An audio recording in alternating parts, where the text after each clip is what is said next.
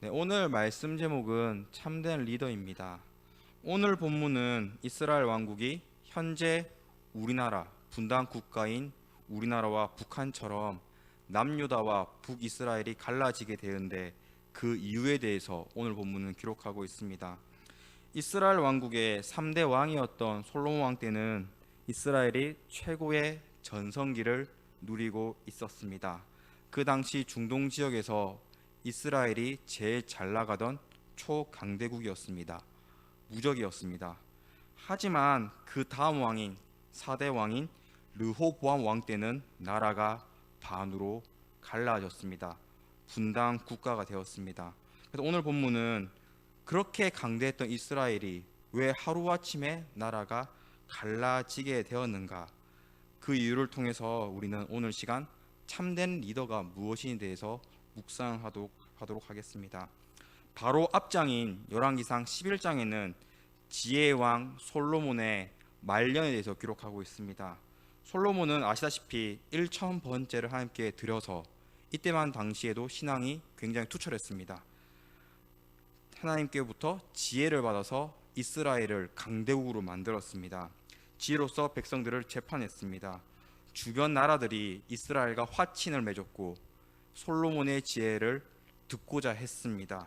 그래서 이스라엘은 점점점 강해졌습니다.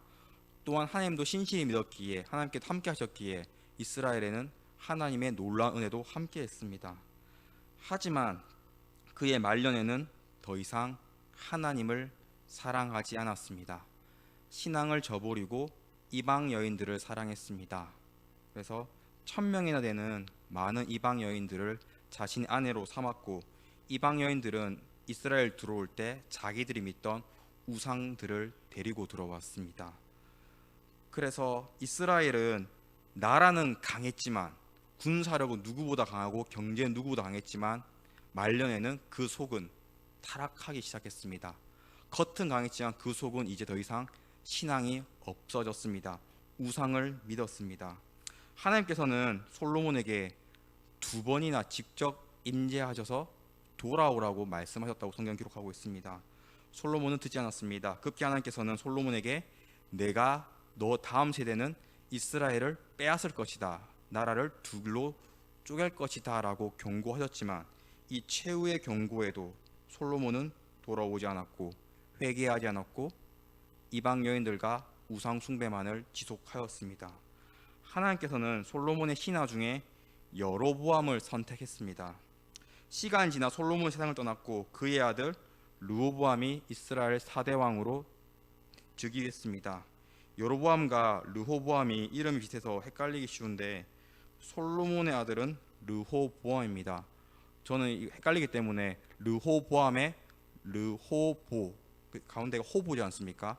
뒤집으면 보호입니다. 그래서 솔로몬의 아들은 보호받는다 해서 르호보암을 외웠습니다. 쉽지요? 그래서 하여튼 신대원의 특징입니다. 이렇게 외웠습니다. 그래서 솔로몬의 씨라는 이제 여로보암이고 그의 아들은 르호보암, 반대로 르보호암 이렇게 외웠습니다. 솔로몬의 아들 르호보암이 왕이 되자 이스라엘 온 회중이 이제 여로보암을 중심으로 모였습니다. 오늘 본문 3절에 무리가 사람을 보내 그를 불렀더라. 여로보암과 이스라엘 온 회중이 와서 르호보암에게 말하여 이르되, 여로보암을 중심으로 온 이스라엘 회중이 모여서 르호보암 왕을 찾아갔습니다. 그 이유는 이제 4절 말씀 우리 합독하겠습니다. 4절 같이 읽겠습니다. 4절입니다. 왕의 아버지가 우리의 멍에를 무겁게 하였으나 왕은 이제 왕의 아버지가 우리에게 시킨 고역과 매운 무거운 멍에를 가볍게 하소서. 그리하시면 우리가 왕을 섬기겠나이다. 아멘. 르호보암 왕의 아버지였던 3대 왕 솔로몬 왕은 이스라엘 백성들에게 살아생전 고역과 멍에, 다른 말로는 굉장히 심각한 노동을 시켰습니다. 솔로몬 시절 이스라엘이 강대국이 되려면 다양한 공사가 필수입니다. 성벽을 다시 재건축한다든지 또는 수로를 판다든지 길을 깐다든지 공사가 필요합니다. 또한 군사력도 중요하기 때문에 수많은 이제 서민들을, 백성들을, 병사들을 동원했습니다. 그리고 솔로몬 말년에는 수많은 이방 여인들 때문에 우상 숭배도 굉장히 열렬히 했기 때문에 수많은 우상 신전들을 세운다고. 이스라엘이 겉으로 보았을 때는 누구보다 강한 강대국이었지만 그 백성들의 삶은 굉장히 힘들었습니다. 전문용어로 백성들의 고혈은 짜지고 있었습니다. 또한 세금도 매우 무거운 멍에는 다들 세금을 추측합니다. 세금도 많았을 것을 추측합니다. 일은 많고 세금은 많고 굉장히 살기 힘든 나라였습니다. 하지만 이 당시 솔로몬은 무소불위 절대 권력이었기에 그 누구도 이 일을 제기할 생각을 하지 못했습니다. 또한 하나님으로부터 받은 지혜도 있기 때문에 굉장히 똑똑한 사람이었기 때문에 그 누구도 솔로몬을 거스를 수가 없었습니다. 그래서 솔로몬이 세상을 떠나고 그의 아들 르호보암이 왕위에 오르자 다 같이 찾아가서 고욕과 멍에를 줄여달라고, 더 이상 힘든 노동을 하지 말고 세금을 줄여달라고 요청했습니다. 르호보암은 오전 말씀처럼 3일의 시간을 달라라고 말을 합니다. 3일 후에 만나 약속하고 흩어졌습니다. 르호보암은 이제 6절 보시면 르호보암 왕이 그의 아버지 솔로몬 생전에 그 앞에 모셨던 노인들 의논하여 이르되 너희 어떻게 충고하여 이 백성이 대답하게 하겠느냐.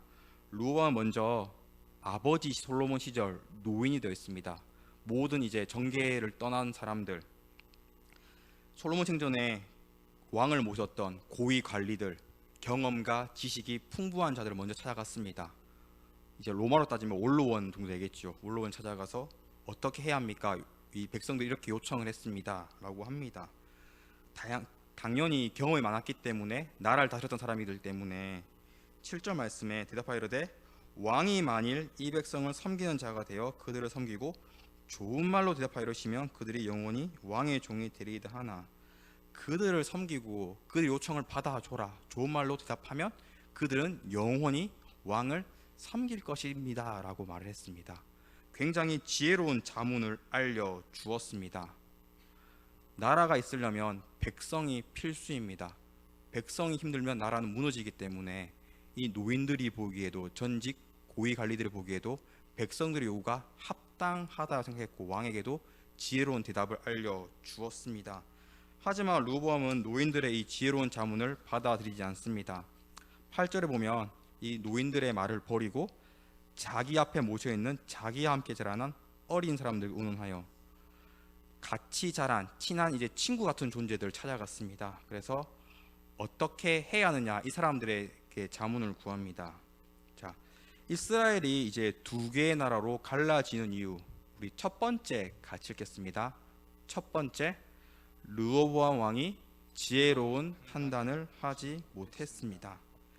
백성들의 마음과 백성들의 요청은 한 가지였습니다.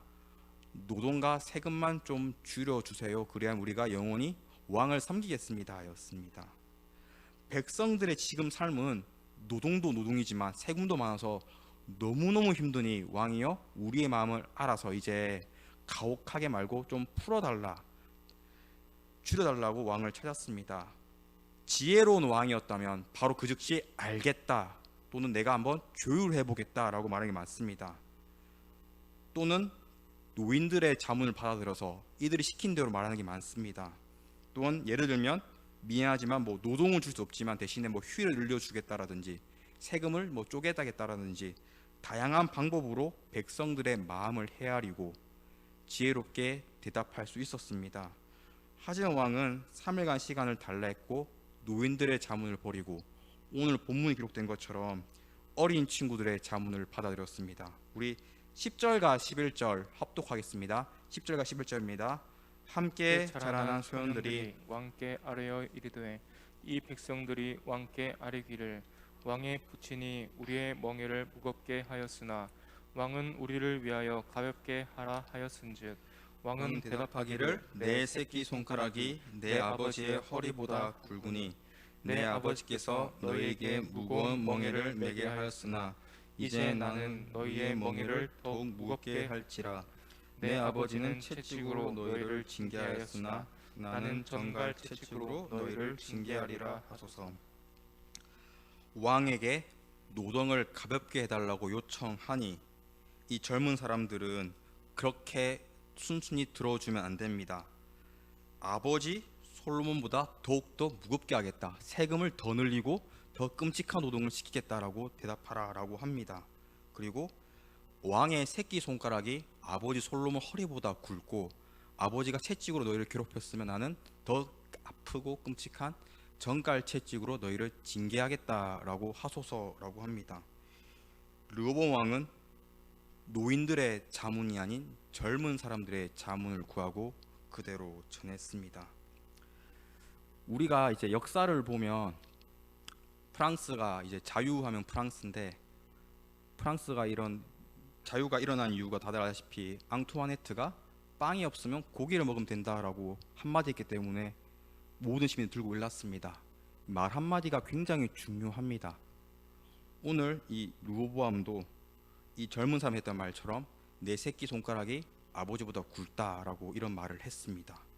그래서 나라가 반으로 갈라지게 되었습니다. 말 한마디로 천냥빚을 갚는 게 아니라 말 하나로 나라가 반토막이 될 수 있다고 우리는 성경을 통해서 배울 수 있습니다. 르호보암은 이스라엘의 리더였습니다. 리더는 이끌어가는 사람이라는 뜻입니다. 르호보암 왕은 이스라엘 이끌어가는 리더였습니다. 리더는 지혜로운 판단을 해야 했습니다. 백성들의 요구, 다른 말로 멤버들의 요구는 구성원들의 요구는 노동과 세금을 줄여달라는 거였습니다. 하지만 그렇지 않았습니다. 르호보암 왕은 다른 말로 그 젊은 사람들의 말을 선택했습니다. 우리가 한번 생각해봐야 할 것은 우리도 리더를 경험할 때가 있습니다. 우리 교회에서는 이제 구역장이라는 리더가 될 수 있고 앞에 있는 교사들은 교사로서 아이들 같이 리더가 될 수 있고 이외에도 교회 내에서도 봉사가 많지 않습니까? 헌금이라든지 식당이라든지 주차라든지 운전이라든지 등등 수많은 봉사와 헌신이 있는데 그 가운데 우리는 무언가를 결정하는 리더가 될 때가 있습니다. 내가 있는 회사 내에서도 마찬가지입니다. 어떠한 프로젝트를 두고 리더가 될 수 있고 또한 가정 내에서도 아버지로서 리더 역할을, 어머니로서 리더 역할을 자녀들을 이끌 수가 있습니다. 또한 친구들 모임에서도 오늘 하루는 내가 주인공으로서 이 친구들을 리더로서 이끌 수가 있습니다. 이처럼 모든 사람은 리더를 경험하게 됩니다. 산에 혼자 사는 사람이 아니고서야 모두 다 리더를 경험하게 됩니다. 작은 일이지만 내가 결정할 때는 그 순간만큼 내가 리더입니다. 이때 리더는 지혜로운 판단을 내려야 합니다. 예를 들어서 내가 속한 구역에 이제 코로나 때문에 경제 위기 때문에 힘들어하는 성도가 있다고 가정해 보면 우리는 지혜로운 판단을 하여서 지혜로운 말로 신방을 해야 합니다. 하지만 우리가 지혜롭지 못한 말, 나는 잘 먹고 잘 산다라고 염장 긁는 말을 해버리면 그 성도는 더 힘들어합니다. 또한 내 자녀들도 다들 고민이 많지 않습니까? 이 자녀들에게도 고민할 때 이 고민을 듣고 지혜로운 말을 해줘야 하는데 전혀 지혜롭지 못한 말을 해버린다며 자녀는 더 이상 문제가 생기면 그 부모와 대화하지 않는다고 합니다. 뻔하니까 자녀들이 생각할 때는. 이처럼 리더는 항상 지혜로운 판단을 내려야 합니다. 오늘 르호보암 왕은 지혜로운 판단을 하지 못했습니다. 그렇다면 어떻게 하면 이 지혜로운 판단을 할 수 있을까요? 우리 잠언 말씀 같이 읽겠습니다. 잠언 말씀입니다. 여호와를 경외하는 것이 지혜의 근본이요 거룩하신 자를 아는 것이 명철이니라. 아멘. 하나님을 경외하는 것이 지혜의 근본이라고 성경은 기록하고 있습니다. 아버지 솔로몬은 지혜의 왕이었습니다. 그 지혜가 자기가 타고난 재능이었습니까? 하나님께서 주셨습니다. 1000번째 제가 드렸을 때. 이처럼 지혜는 내가 얻는 게 아니라 하나님께로부터 받는 선물입니다. 지혜는 타고나는 것이 아닙니다. 내 노력으로 이루는 것이 아닙니다. 지혜로운 사람의 지혜는 하나님을 경외할 때 받게 되는 것입니다. 그렇기에 교회를 포함하여서 가정이라든지 회사라든지 친구라든지 동호회라든지 다양한 모임에서 내가 리더가 되었을 때, 내가 무언가 이끌어갈 때, 선택하게 될 때는 우리는 무엇보다 하나님을 경외한 자가 먼저 되어야 한다는 것입니다. 멤버들은 리더에게 여쭤보지 않습니까? 우리가 A를 해야 합니까? B를 해야 합니까? 이때 리더는 바로 결단을 내리는 것이 아니라 멤버들이 리더에게 물어본 것처럼 리더는 하나님께 물어봐야 합니다. 그렇기에 우리는 리더로서 교회에서 다양한 봉사 헌신을 할 때도 먼저 하나님께 먼저 여쭈어보고 하나님을 믿고 하나님을 경외하는 자가 되어야 합니다. 오늘 본문 어디에도 르호보암이 하나님을 찾았다는 기록은 없습니다. 그의 할아버지 다윗은 시편 말씀 보면 무엇이든 항상 기도했다, 하나님 찾았다, 하나님 의지했다 기록하고 있지만 그의 손자 르호보암은 그 어디에도 하나님 찾지 않습니다. 노인을 찾았고 젊은 사람을 찾았습니다. 즉 사람을 찾았습니다. 그래서 지혜로운 판단을 내리지 못했습니다. 성도 여러분, 우리도 무언가를 결정할 때, 무언가를 확정 지을 때 우리가 가정 내에서도 부모로서 그리고 교회 내에서도 다양한 봉사 중에 리더로서 무엇보다 하나님 먼저 되어야 합니다. 우리가 무언가를 할 때 먼저 기도로서 준비해야 합니다. 지혜는 하나님부터 오기 때문에 항상 기도가 먼저 되어야 합니다. 그렇게 참된 리더는 무엇보다 신앙과 기도가 먼저 되어야 합니다. 하나님을 경외하고 하나님께 기도하는 것, 이것이 지혜로운 판단하는 유일한 방법입니다. 만약 르호보암 왕이 하나님께 기도했으면 하나님께서 르호보암 마음 가운데 노인들의 자문을 따라라라고 알려주셨겠지요. 하지만 이 사람은, 르호보암 왕은 하나님 경외한 자가 아니었기에, 기도한 자가 아니었기에 자기가 하고 싶은 대로 젊은 사람들의 자문을 선택했고 그렇게 판단을 해버렸기 때문에 이 한순간의 대답과 한순간의 판단으로 나라가 반으로 쪼개지게 되었습니다. 성도 여러분들, 각자 자리에서 우리는 리더입니다. 이끄는 자를 했습니다. 또한 내 인생을 이끄는 자는, 내 인생의 리더는 여호와 하나님 한 분밖에 없습니다. 그렇게 우리는 무언가를 결정할 때, 무언가를 할 때 하나님을 굳게 의지하고 하나님께 기도해야 합니다. 하나님을 경외한 자에게 하나님께서 지혜를 베풀어 주시고 지혜롭게 이끌어 가심을 믿으시기 바랍니다. 오늘 말씀 마음에 새겨서 늘 하나님께 기도하고 하나님을 경외하는 성도 여러분 되시길 간절히 축원합니다. 이스라엘 갈라질 수밖에 없던 이유, 두 번째 우리 같이 읽겠습니다. 두 번째입니다. 르호보암 왕이 분노를 표출했기 때문입니다. 르호보암 왕이 나이 많은 신하들의 말을 듣지 않은 이유가 또 있습니다. 아버지 솔로몬 왕이 죽었습니다. 그리고 자기가 왕으로 즉위했습니다. 백성들이 찾아왔는데 르호보암 왕이 생각할 때는 이 백성들이 아버지 때는 아무 소리 못하다가, 다른 말로는 이제 찍소리도 못하다가 아버지가 세상을 떠나자 내가 왕이자 나에게 찾아와서 이렇게 요구를 하는구나 라고 괘씸하게 생각했습니다. 그래서 나이 많은 신하들의 올바른 답변, 지혜로운 답변을 무시했습니다. 자기가 원한 답변이 아니었습니다. 르호보암 왕은 아버지 솔로몬보다 더 위대해지고 싶었습니다. 노인들의 답은 자기를 위한 답이 아닌 그냥 올바른 답이었기에 자기가 듣고 싶은 답을 듣고 싶었습니다. 이제 어릴 때부터 같이 자란 어린 친구 달랐습니다. 같이 이제 친구를 지내다 보니까 이 르호보암 왕이 마음속에 어떤 갈망이 있고 무엇을 원하고 어떤 야망이 있는지 잘 알았습니다. 아무리 친하기 때문에 그렇습니다. 그래서 친구들이 볼 때도 르호보암 왕은 아버지 솔로몬에 비해서 약간 아버지 향한 열등감이 있지 않을까라고 추측한 것 같습니다. 이게 왜냐하면 그냥 너희들의 요구를 들을 수 없다라고 전하십시오라고 하면 될 것을, 이 어린 친구들은 10절과 11절 보시면 굳이 아버지의 허리보다 아버지는 채찍, 왕은 뭐 정갈 채찍이다라고 계속해서 아버지를 꺼집어내고 있습니다. 르호보암 왕 보고 왕은 솔로몬보다 더 대단한 사람이고 더 강하게 다스릴 것을 말하십시오라고 했습니다. 그래서 이 어린 친구들의 답변이 이 왕의 마음에 들었습니다. 우리 이제 13절 말씀 합독하겠습니다. 13절입니다. 왕이 포악한 말로 백성에게 대답할세 노인의 자문을 버리고,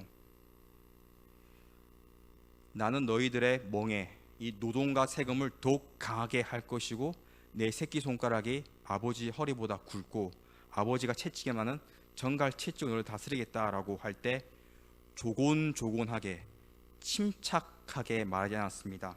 13절에는 포악한 말로라고 되어 있습니다. 강력하게 말했다는 뜻입니다. 이제 포악한 이 형용사를 히브리어 원어는 카세인데 뜻이 다양합니다. 완고하다, 고집이 있다는 뜻도 있고 그중 뜻 중 하나가 맹렬하다라는 뜻이 있습니다.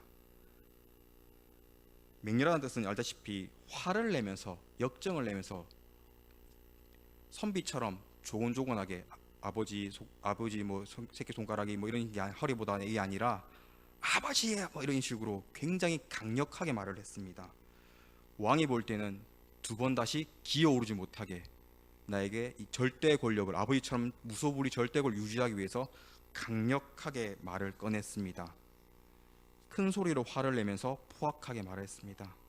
결국 이스라엘 백성 12지파 중에 10지파가 여로보암을 북이스라엘 왕으로 추대해서 나라가 반으로 갈리게 되었습니다. 르호보암은 백성들을 강하게 다스리고 싶어 했지만 자기 생각과 다르게 나라가 반토막이 나 버렸습니다. 사랑하는 성도님들, 우리는 과연 어떻습니까?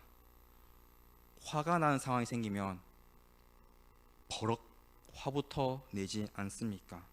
성경에서는 우리 야고보서 1장 20절 말씀, 유명한 말씀입니다. 합독하겠습니다. 사람이 성내는 것이 하나님의 의를 이루지 못함이라. 사람이 화내는 것이 하나님의 의를 이루지 못한다고 성경은 분명히 기록하고 있습니다. 한 번의 감정, 이 한 번의 분노를 표출함으로써 모든 것을 잃어볼 수가 있습니다. 그 강대국인 이스라엘이 반토막이 났습니다. 12지파 중에 무려 10지파가, 대부분의 지파가 르호보암 왕을 떠나게 되었습니다. 이처럼 성도가 화를 내는 것은, 특히 교회에서 화를 내는 것은 방금 읽은 야고보서 말씀처럼 하나님의 의를 이루지 못한다는 겁니다. 만약에 교회 봉사가 있는데 청소를 청소하는데 한 성도가 와가지고 계속해서 화를 낸다.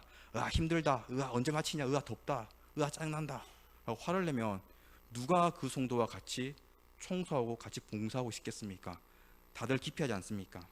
봉사는 다들 아시다시피 하나님의 영광을 위해서 모인 곳입니다. 모였습니다. 하지만 한 사람이 화를 내기 시작하면 이 하나님의 영광이 가려집니다. 다들 기피하게 됩니다. 너나 많이 해라 하면서 다 떠납니다. 그렇기에 교회 내에서 아무리 억울한 상황이 왔을지라도 어떤 상황 가운데서 우리는 화를 내서는 안 됩니다. 자신의 감정을 잘 다스려야 합니다. 내가 지금 당장 화가 난다고 화를 내는 것은 결국 하나님의 의를, 하나님의 영광을 가리는 행위가 됩니다. 각자 자리에서 리더라고 했습니다. 교회뿐만 아니라 가정에서도 리더입니다. 가정에서 아버지란 리더 이름 앞에, 어머니 이름 앞에 자녀들을 분노로 다스린다. 그 자녀는 올바르게 자라지 못합니다. 가끔 학생들을 보면 끝까지 거짓말하는 친구들 있지 않습니까? 100명 중에 한두 명 그럽니다. 증거가 다 있고 누가 봐도 넌데 다 드러나도 회개하지 않고 잘못했다 용서하지도 않고 끝까지 거짓말하는 친구가 있습니다. 이제 연구기관에서 조사해 보니까 끝까지 거짓말하는 친구들은 부모들이 다혈질이었다고 합니다. 어릴 때부터 부모들이 화를 내니까 이 화를 당장 피하기 위해서 자기가 잘못했어도 거짓말하고 제가 안 그랬어요. 이게 어릴 때부터 습관이 되니까 어른이 되어서도 사회에 나가서도 끝까지 거짓말하고 거짓말로 인생을 살아간다고 합니다. 나의 분노 때문에 자녀의 앞길이 망칠 수도 있습니다. 교회와 가정뿐만 아니라 친구 모임에서도 맨날 화내는 사람이 있으면 다들 떠납니다. 부부도 마찬가지입니다. 맨날 남편이 화를 낸다, 아내가 화를 낸다, 이혼 사유됩니다. 이혼 사유 1위가 성격 차이입니다. 경제가 아니라 외도가 아니라 1위가 성격 차이입니다. 성격이 안 맞으면 계속해서 남편이 하루 종일 화를 내고 아내가 하루 종일 화를 내면 같이 살 수 없습니다. 우리는 내 분노를, 사실 분노무사 어디 있겠습니까? 하지만 이 분노를 잘 다스려야 합니다. 르호보암 왕은 한 번 화를 냈다가 나라의 대부분을 잃게 되었습니다. 시편 119편 50절 말씀에 이 말씀은 나의 고난 중에 위로라라는 다윗의 말씀이 있습니다. 다윗은 고난 당했을 때 분노하지 않았습니다. 고난 당할 때 말씀으로 위로받았다라고 고백하고 있습니다. 사람은 성격이 타고나기 때문에 바꿀 수는 없지만 말씀을 의지하는 성도는, 다윗처럼 말씀에 위로받는 성도는, 말씀을 굳게 의지하는 성도는 말씀으로 분노를 다스릴 수 있습니다. 그렇게 우리는 다윗처럼 내 마음에 말씀을 심어야 합니다. 분노를 심으면 분노가 싹이 맺겠지만 말씀을 심으면 말씀이 열매를 맺습니다. 야고보서 말씀처럼 내가 화를 내는 것은, 나는 화를 내면 당장 마음이 후련하겠지만 하나님의 의를 이루지 못하는 사실을 반드시 기억하셔야 합니다. 나는 편하겠지만 화를 내면, 나는 이제 마음대로 화를 내고 활개치겠지만 결국 하나님의 의를 이루지 못하기 때문에 범죄 행위가 된다는 사실을 잊으시면 안 됩니다. 우리는 다윗처럼 말씀으로 위로받아서 말씀으로 내 마음을 다스려야 합니다. 화를 내면 결국 손해만 남습니다. 이득이 아무것도 없습니다. 내 마음 속에 말씀을 심고 말씀을 자란다면 어떠한 상황 가운데서도 내 감정을, 내 분노를 다스릴 수 있습니다. 성도 여러분, 억울할 때 많습니다. 살다 보면 그때는 화를 내는 게 정당해 보이지만 그래도 우리는 똑같은 사람이 돼서는 안 됩니다. 우리는 말씀으로 위로받아야 합니다. 말씀으로 내 어려운 상황을 잘 해석하고 말씀을 묵상하여서 하나님 뜻을 발견하시길 바랍니다. 매일 말씀 읽고 매일 말씀 묵상할 때 내 마음속에 말씀이 자리 잡게 됩니다. 말씀이 자리 잡게 되는 성도는 그 어떠한 상황 가운데서도 흔들리지 않고 분노를 표출하지 않습니다. 하나님의 의를 이루게 됩니다. 하나님께 영광 돌린 삶을 살게 됩니다. 말씀이 자라난 성도만이 참된 리더가 될 수 있습니다. 오늘 말씀 마음의 색에서 내 마음에 말씀을 채우는 성도님들 되시길 축원합니다. 이스라엘 갈릴 수밖에 없었던 이유 세 번째 우리 같이 읽겠습니다. 세 번째, 르호보암의 죄 때문입니다.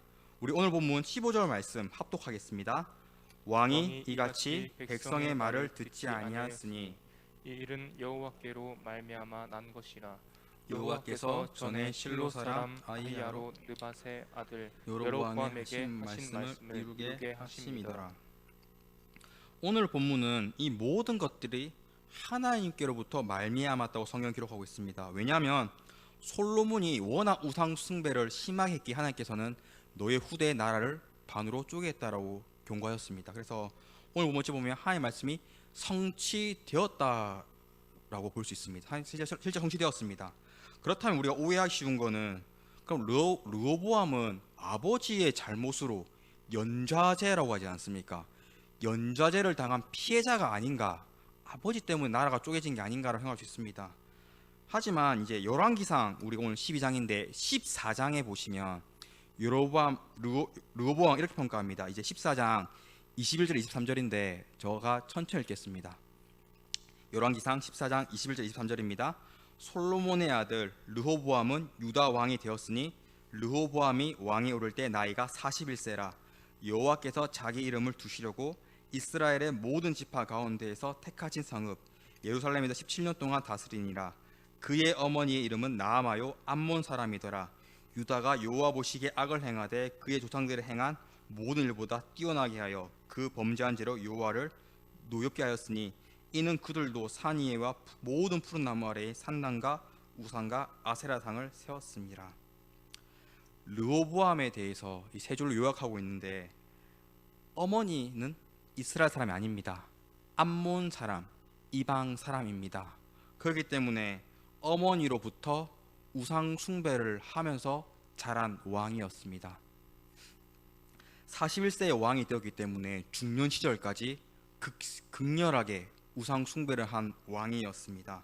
처음부터 하나님 믿는 왕이 아니었습니다. 또한 유다가 여호와 보시기에 악을 행하되 그의 조상 행들이 행한 모든 일보다 뛰어나게 하여, 이 르호보암은 그 누구보다 악한 왕이었다고 성경은 평가하고 있습니다.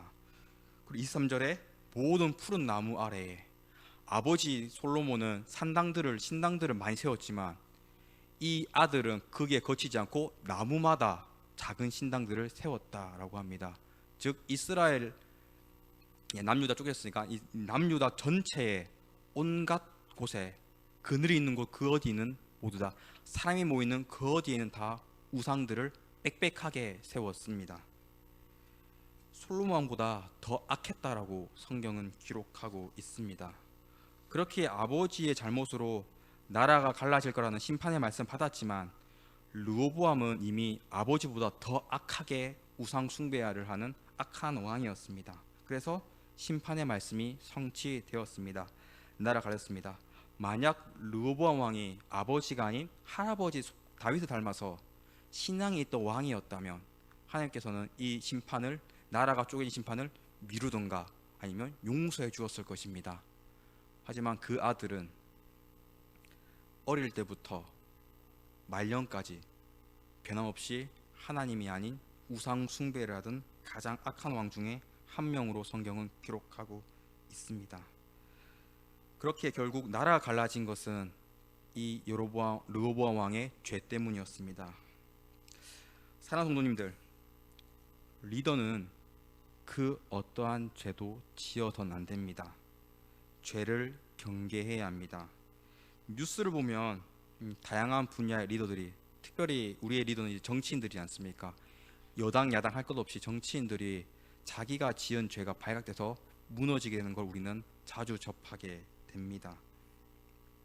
아무리 유명하고 아무리 똑똑하다 할지라도 추악한 죄가 발견되면 모든 지지자들이 등을 돌리게 됩니다. 아무리 능력이 좋아도 스펙이 좋아도 아무리 뭔가 똑똑하고 잘해도 조그만 죄 하나가 발견되면 다들 지지하지 않습니다. 그렇게 리더는 죄를 짓게 되면 끝이라고 생각하시면 됩니다. 이 자리에 모인 성도님들도 각자 리더라고 했습니다.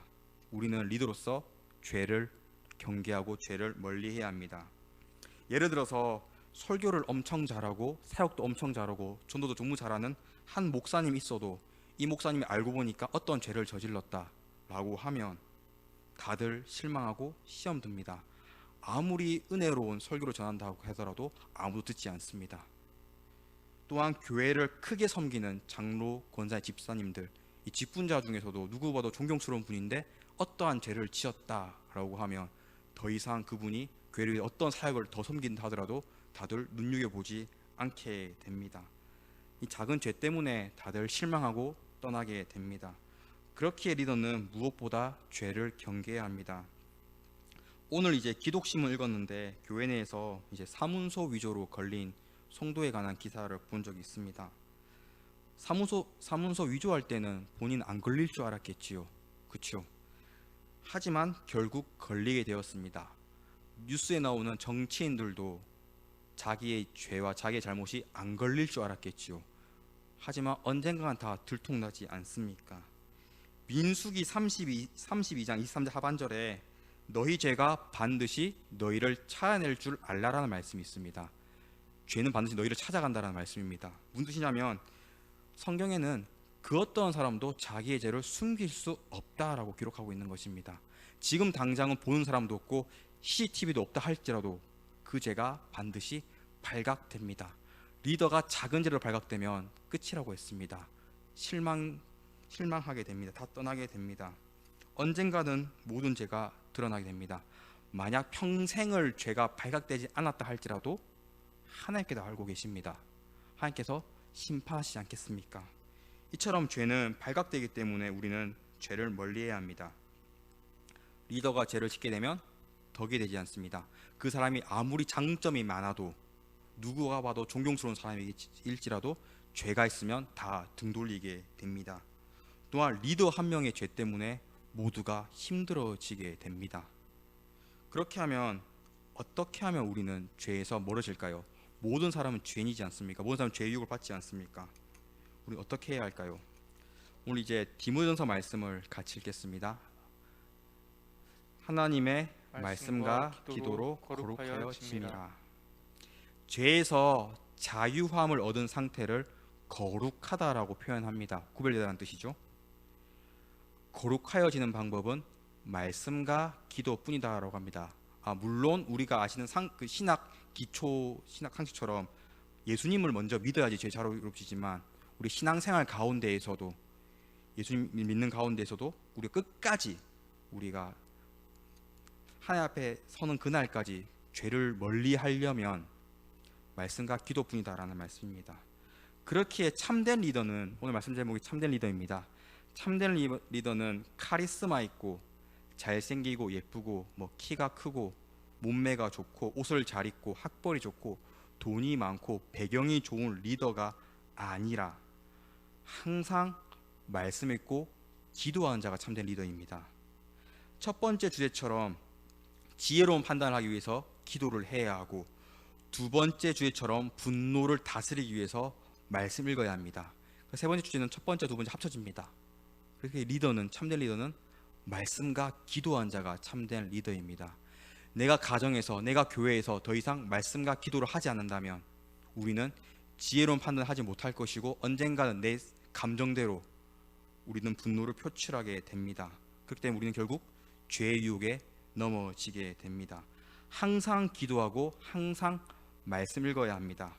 죄에서 멀어지는 방법은, 우리가 영원히 거룩하게 사는 방법은 말씀과 기도 외에 다른 방법은 없습니다.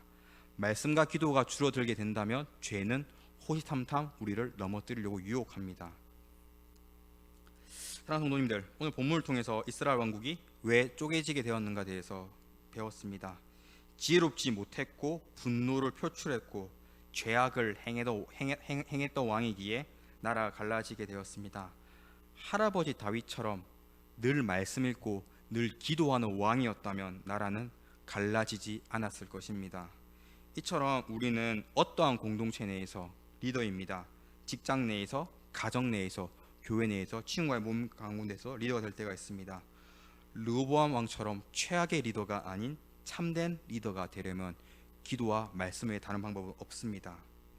초대 교회에서 최고의 리더를 꼽으라고 한다면 디모데도 있고 디도도 있고 베드로도 있지만 다들 사도 바울을 꼽지 않습니까? 최고 리더는 사도 바울이다.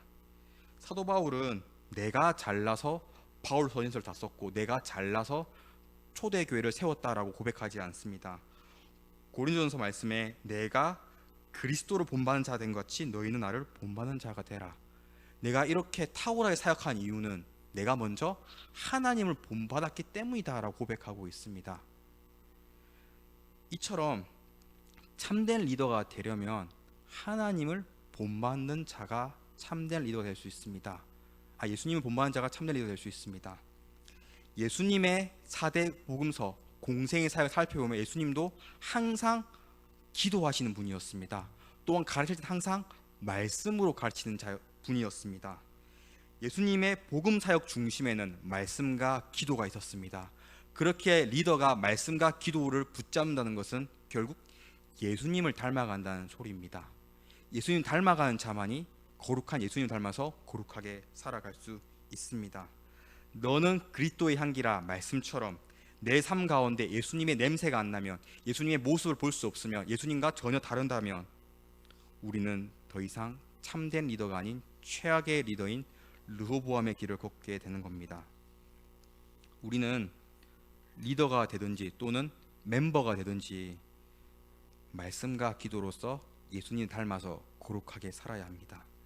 이 시간 우리 기도하기 위해 모였습니다. 각자 기도 제목 많겠지만 예수님을 닮은 그리스도인이 되게 해달라고, 예수님 닮은 리더가 되게 해달라고 간절히 기도해야 합니다. 그래서 어떠한 모임이 있어서 모임 이끌 때 세상적 지식 나누는 것보다는 먼저 말씀을 나누고 서로 기도 제목을 나누고 서로 합심해서 기도해야 합니다. 이것이 올바르고 지혜로운 모습입니다. 말씀과 기도가 없는 모임은 결국 각자의 감정만 드러날 뿐입니다. 화가 나고 짜증나고 결국 하나님의 의를 가리게 됩니다. 예수님처럼 거룩해지려면 말씀과 기도 외에 다른 방법이 없습니다. 우리가 회사 생활을 할 때 그리스도인을 향해서 보통 두 가지로 평가한다고 합니다. 불신자들 회사 내에서 두 가지인데, 첫 번째가 교회 다닌 사람은 다르다가 있고, 두 번째가 교회 다닌 사람도 똑같다라고 있습니다. 성도 여러분, 이 두 개 차이를 아시겠습니까? 교회 다니는 사람은 다르다. 두 번째, 교회 다니는 사람도 똑같다. 이 후자의 경우는 내가 회사 내에서 화가 나면 화를 내고, 또한 누가 봐도 성도의 모습이 아니 항상 말씀과 기도하는 모습을 보여줘야 하는데, 항상 똑같이 뭐 술을 즐긴다든지 뭐 분노를 낸다든지 이런 지혜로운 행동을 못할 때 듣는 말이라고 합니다. 우리는 교회 다니는 사람은 다르구나라고 들어야 합니다. 그렇기 때문에 우리는 어디에 있든지 항상 리더라는 사실 잊지 말고 말씀과 기도로서 죄를 경계해야 합니다. 오늘부터 달라져야 합니다. 가정 내에서도 더 이상 자녀와 부부 사이에 화를 내는 것이 아니라 오늘 말씀 마음에 새겨서 내가 화를 내면 하나님 의를 이루지 못하는 거구나 말씀을 마음에 새겨서 가정 내에서 말씀과 기도로서 서로 나누고 예수님을 닮아가는 그리스도인이 되어야 합니다. 이 시간 참된 리더 되시길 간절히 축원합니다.